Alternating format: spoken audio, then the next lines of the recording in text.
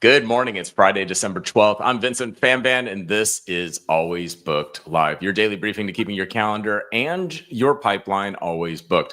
On today's show, we're going to break down what the Fed rate means for your cash reserves, how tariffs are forcing Main Street to cut off staff hours, and what the permanent QBI deduction means for your 2026 insurance tax planning. But first, your operating cash is losing money every single day. Here's where to park it instead. Let's start with something that every service business owner deals with, but rarely optimizes: where to park your operating cash. So the Fed just cut rates again, and high yield savings accounts are still paying up to 5%, but that's not going to last forever. The Fed Reserve cut its benchmark rate to a 3-year low of 3.5% to 3.75% in December, making it the third consecutive rate reduction this year.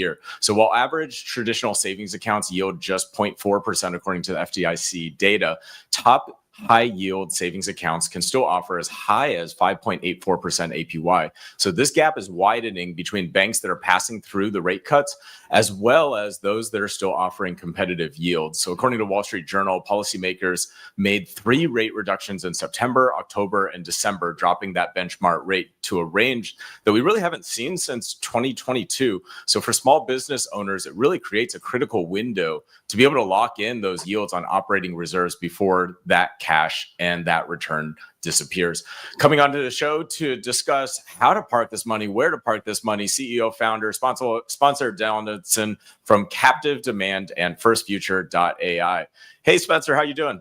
Good. How you doing, Vincent? I'm good, man. I'm good. Happy Friday to you. So when you see this news of the rate cut coming out, right? Like yesterday we were talking about, hey, rate cut happened. And, the Fed signaled that this might be, the last one for a while, or definitely not to expect as many next year. There's kind of 2 sides to that, right? I know you're in the process of buying a house right now or looking for a house, and interest rates are having an impact on that. So there's a side of Spencer that goes, oh, awesome, right? Rate cut is great if you're on the home buyer side.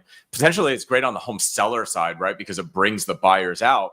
But, the piece that's not certain is do you remember back in 2006 when you take a look at interest rates on savings accounts? The nomenclature back then, I mean, you could put money into a savings account, get 3%, 4%, 5% back pretty consistently on it. And I find myself in the past few years just going gosh, why do I even have a savings account anymore? No, I 100% agree. I mean, there's not, a lot of us are holding cash waiting for the right time to buy. At least I am. That's why we're looking at houses now. And the thing that I think is interesting for a lot of people is they don't, a lot of the business owners I talk to don't even think about taking money out of savings. And there's a lot of other vehicles you can utilize to get more for your money. And if you're not putting your money to work, the bank will. And essentially being at such low rates doesn't make sense. So the biggest thing I could tell the small business owners is shop around and figure out, where your money should be. If you've been in the same banking account for the last 8 years, I get it. It's safe and it's easy, but I definitely think it's time to shop and look around at different vehicles. Yeah, absolutely. And having multiple bank accounts is definitely a starting point on that. A lot of early entrepreneurs, they open up one checking account. There's one checking account for everything. I use Brex, which is one of the more modern banks. One of the things that I like about it is it's a few clicks to be able to create an additional account. And so it's really easy to be able to set up additional checking accounts where you can sweep money automatically from one account over to another. So, every, I think, month or 2 weeks or something like that, there's money that's swept over to another account. And then that's what goes into my quarterly tax payment. So it's kind of money that's just held there for a quarterly tax payment. But with Brex, you can't even sign up for one account. They give you 3 accounts right away. And so your first one is your checking. So I think everybody knows what that one is for. Your second one is actually a high interest account. Right now, Brex is at 3.94%. That's as of the morning of December 12th. But, you don't get these types of returns if you oftentimes go to a normal brick and mortar retail bank. Prior I was at Bank of America, and I don't think I had anything that offered me close to 4%. American Express also has a business savings account. that has a pretty high yield as well. And then the last account that Brex does is a true like Volt Treasury account. And on that one, the way that it works is when you make deposits into that account, it can be up to a few million, but then they actually sweep it across multiple FDIC insured accounts. And every single day, they're moving the money from one bank over to another. But it's also distributing your risk because it's separating out your money and putting it across a bunch of banks. When you have something that happens like that Silicon Valley Bank crash, it's much, much better if that's 1/10 of your funds as opposed to 95% of your funds. 100%. There's still an aversion to a lot of these tools like that, but a lot of people don't know that they have that ability now to do that, to separate that out. But I think a big thing too is just making sure you have multiple accounts. You brought that up, but a lot of people have like one slush fund account for taxes and everything like that. Like you should definitely have multiple accounts. What's the system that you've seen work? I mean, definitely you want to have, you talked about it, having tax reserves in one account. You could have that in a high yield account, and then 60 to 90 days in your of operating cash as well in another account. And then the cash that you're not going to touch for 6 to 12 months in a different type of account, maybe a CD ladder or something like that. But there's those are kind of the three main ones if you're trying to keep it simple. If you have a tool like Brex or Ramp or something like that, it makes Mercury. It easier to do multiple. Mercury, yeah, those three are good. Yeah, you talked about a CD ladder. Let's talk a little bit about that, because like what's going to happen with Brex is, as there are more interest rate drops, like it is a variable interest rate savings account. And so the rate will go down. For a CD ladder, I know I've talked to others, where the pros and cons of it are the CD ladder will lock up the money for a period of time. But those terms don't have to be very long. It could be 6 months. It could be 12 months. But with locking in that capital, even though it's less liquid, it also locks in your rate. Whereas when you put the money into like this Brex 3.94% account, you have same hour liquidity with no hidden fees, no minimums. And so that money is as good as cash with the same hour liquidity. But, now that I think about it, like there probably is a strategy that I should be implementing where I'm doing 6 and 12-month CDs where every 6 months I'm putting it back in, and then maybe holding 50% of my 6-month fund in those CDs and the other 50% with that same hour liquidity. You should. It's tough. Like, we're very privileged to be able to have these conversations. Maybe a lot of business owners don't have that much cash on hand, but there's something you can do no matter what, and it comes with shopping around. If you don't have a ton of operating cash, then shop around and see what you can get. Otherwise, use a tool like Brex, Ramp, any of those tools, and that'll help. But yeah, there are vehicles that you can utilize if you do have that cash. The CD ladder, like you said, it does lock it up. But if you have the cash on hand and you're not planning on using it, you don't think that, some catastrophe is going to happen or something like that, it's definitely a good move. I mean, let's talk about for the business owner that doesn't have an emergency fund today, doesn't have that 3-month operating capital or 6-month operating capital. Like, what do you think the first steps are to being able to do that? I know we're going through and we're reviewing all of our software contracts right now, taking a look at whether we have tools that are redundant. Over the course of the year, it was like baffling. Like all of a sudden we looked at it and we had 6 different tools that had a meeting recorder feature in it. So, we definitely don't need to be paying for multiple tools that do the exact same thing. I think the other piece as well is like, as we've had natural attrition in the business, we've really taken a look at, do we need a full headcount for that? Could that headcount actually be a contractor with AI?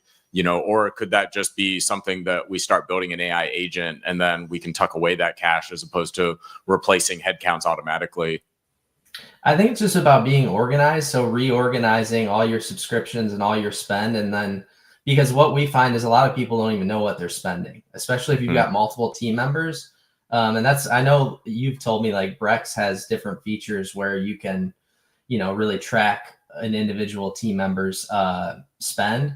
But a lot of people that we talk to are not tracking that real well. So they just need to be very on top of it and make sure that they're evaluating those things on a monthly basis. Yeah, and in the corporate space, you have a lot of players like Concur that do expense management. So this is, issuing credit cards to individual employees or individual leaders. This really makes sense, especially for employees that need to travel. But you would need another tool that would import all of the credit card statements, and then employees could fill out expense reports with Brex. That's all built in. And so Brex actually provides you the software for that expense management, all the approval routing, rules, and automation. You can book flights, you can book hotels, and all of that all in one space. For the size of business that we are, there's no way that we would pay for a dedicated tool to be able to do this. And so it was nice to have it built into the bank account. And I think Mercury and Ramp are the exact same way as well, if I'm not mistaken.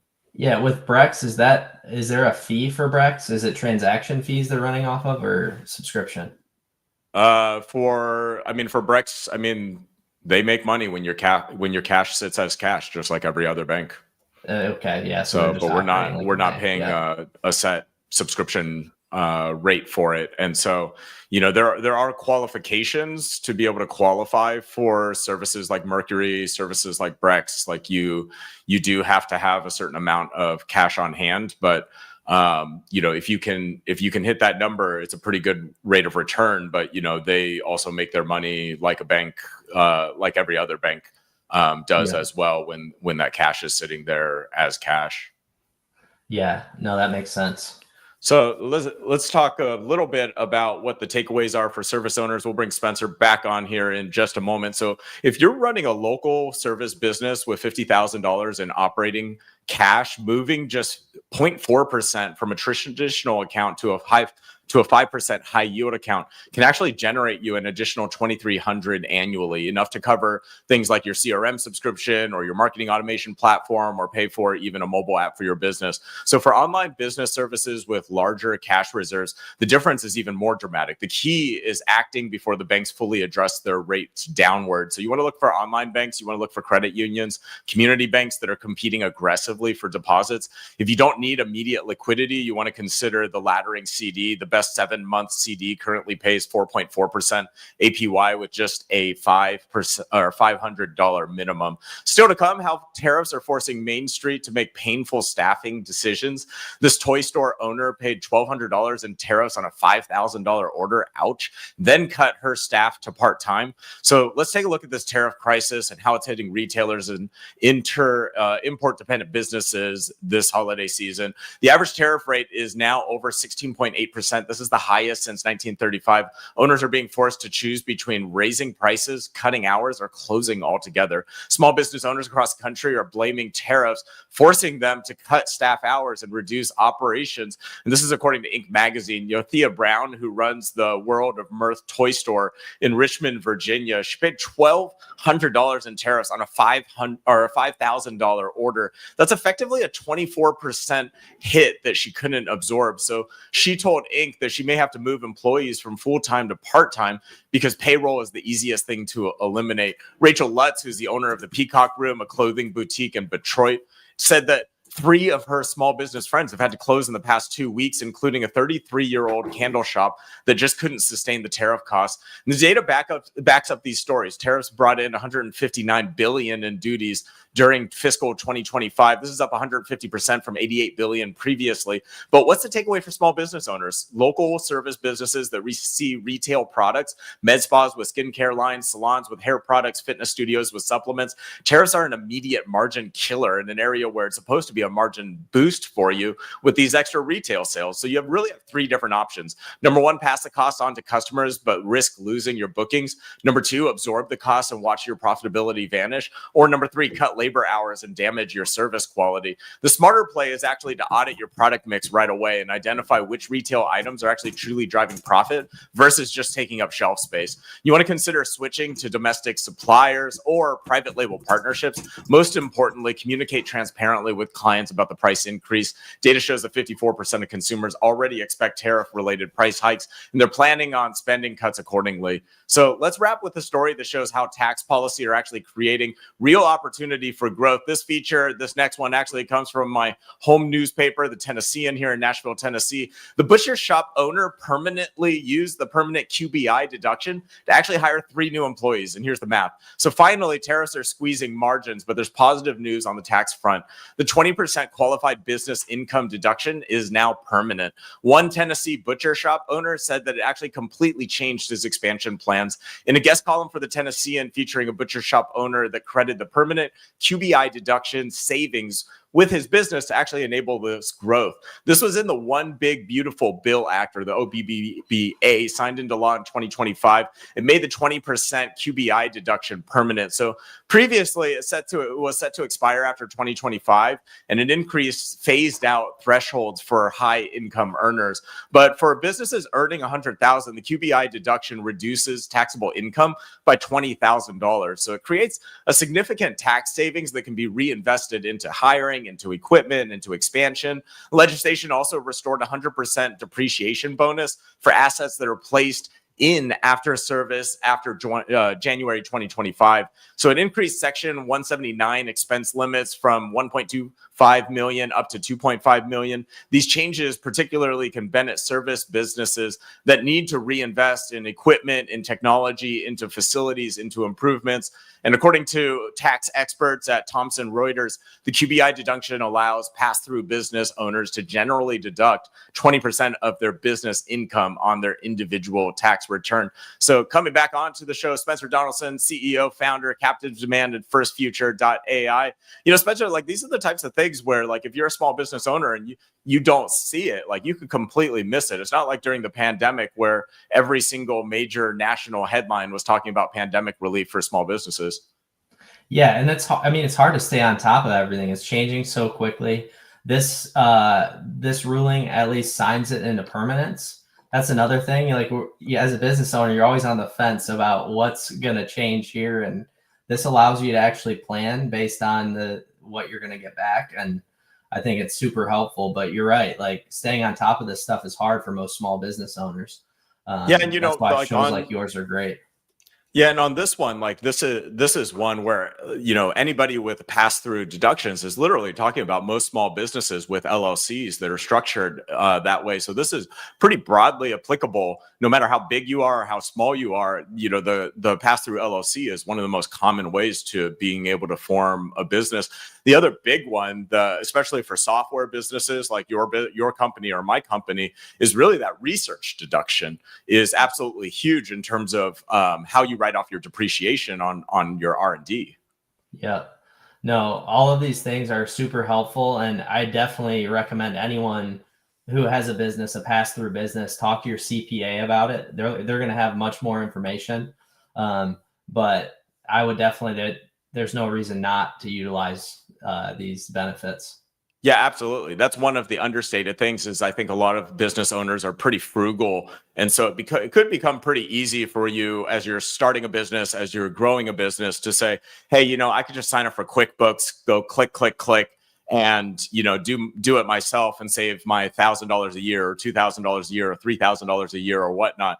But the being able to accurately put your deductions, being able to forecast your cash flow, like, that is something where being able to have a CPA or being able to have somebody who's managing your books that does that full time for a living and can give you advice on it is really beneficial. And if you can find a CPA that works in your industry as well, there are many CPAs that specialize in supporting marketing agencies like Spencer's company, my company. There are many CPAs that specialize just in technology and building, software, to online coaching, to specifically, I met somebody the other day where they only work with aesthetics business, and it was a CPA that specifically just worked with med spas around the country.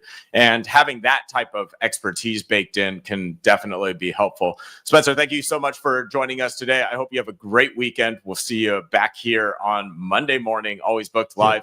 So what's the takeaway for small business owners, service business owners? This is a game changer for local service business owners, online service providers, B2B firms that are structured as pass-through entities. If you're earning $200,000 in net income, the permanent QBI deduction saves you roughly $12,000 in federal taxes, assuming you're on a 24% bracket. So that's more than enough to be able to cover a new marketing campaign that you could put that into ad spend. It actually covers an entire Viton One mobile app project or portal for the entire year.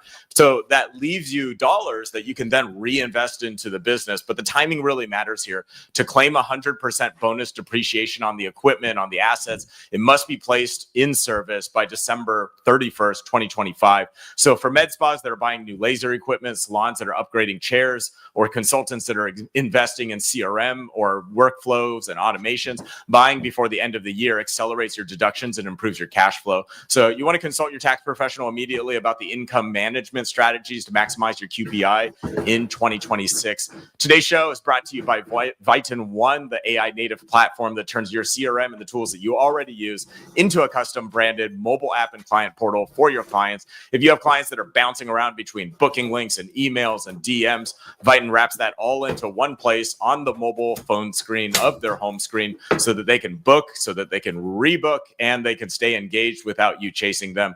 To see how this works for local service businesses, online experts, as well as B2B firms, head to Viton.com. That's VYTEN.com and request your free Viton app strategy session today. All right, let's hit some quick stories that you need to know before you head out. Number one, 73% of small businesses are leaving free money on the table. Here's the fix. 73% of small business owners are still operating without a loyalty program today. And that's according to new SumUp research, leaving significant revenue on the table. For service businesses, a simple points-based system or a VIP tier can actually increase lifetime value for your clients by 25 to 40% without adding new customer acquisition costs. Number two, Lululemon CEO just quit after a 50% stock cash. What that means for premium wellness brands. Lululemon CEO stepped down amid a 50% stock drop as founder Chip Wilson called the company, quote, lost its edge. The leadership crisis shows how even premium wellness brands struggle with competition and shifting consumer expectations. This is a warning for med spas, for fitness studios, for high-end salons to stay focused, product focused, and customer obsessed. Jobless claims hit a 4-year high. Why this signals an opportunity for service businesses. Initial unemployment claims surged to 236,000, a 4-year high, as hiring actually slows dramatically. While this signals economic caution, it also means less competition for talent and more motivated candidates. Smart service business owners are using this to low hire and low fire, an environment to upgrade team quality as well as cross-train existing staff members. Small cap stocks just hit a record high. Why Main Street could care. The Russell 2000 index of smaller companies hit a consecutive all-time high as the Fed signaled potential rate cuts ahead. For service business owners considering expansion or financing or planning on an exit, this signals an improved capital market and could potentially lead to higher valuations for well-run local and online service business owners. That's Always Booked Live. I'm Vincent Fanvan. We'll be back on Monday with the news and ideas that keep your calendar and your clients' relationships always booked. If you want to see what a Viton mobile app or client portal could look like for your business, head to Viton.com. Thanks for listening.